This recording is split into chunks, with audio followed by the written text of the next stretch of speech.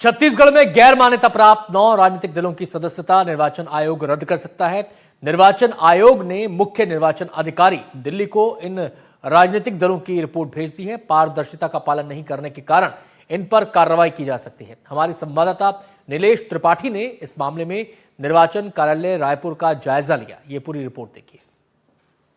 छत्तीसगढ़ में 9 क्षेत्रीय राजनीतिक दलों की मुश्किलें बढ़ सकती हैं। निर्वाचन आयोग में गैर मान्यता प्राप्त इन 9 दलों का पंजीयन वो निरस्त किया जा सकता है।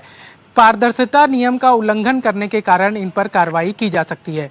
बता दें कि 9 गैर मान्यता प्राप्त राजनीतिक दलों द्वारा समय पर जो तय समय सीमा है उसमें ऑडिट रिपोर्ट और जो जानकारियां संबंधित निर्वाचन आयोग को देनी थी वो नहीं देने के कारण 24 सितंबर को नोटिस जारी किया गया था, जिसके बाद 9 अक्टूबर को निर्वाचन कार्यालय रायपुर में ही इनकी सुनवाई हुई है।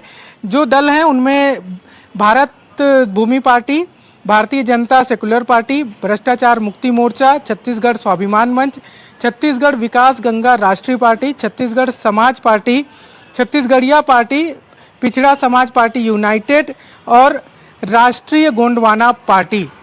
इन पार्टियों को निर्वाचन आयोग द्वारा नोटिस जारी किया गया था और उसमें इनसे जवाब तलब किया गया था। बता दें कि निर्वाचन आयोग द्वारा नियमित समय सीमा में ऑडिट रिपोर्ट जमा करनी होती है निर्वाचन आयोग को, जो राजनीतिक दल हैं उनकी ऑडिट रिपोर्ट, लेकिन इन पार्टियों द्वारा पिछले 2021-22 से लेकर अब तक के सत्र में एक भी बार ऑडिट रिपोर्ट नहीं जमा की गई। इसके अलावा अगर कोई राजनीतिक दल, ये गैर मान्यता प्राप्त राजनीतिक दल का कोई सदस्य चुनाव लड़ता है, विधानसभा चुनाव, लोकसभा चुनाव, तो उसके पूरी जानकारी, खर्च का ब्यौरा भी सबमिट करना होता है। इन दलों द्वारा ये भी सबमिट नहीं किया गया था। इसके बाद इनकी सुनवाई की गई।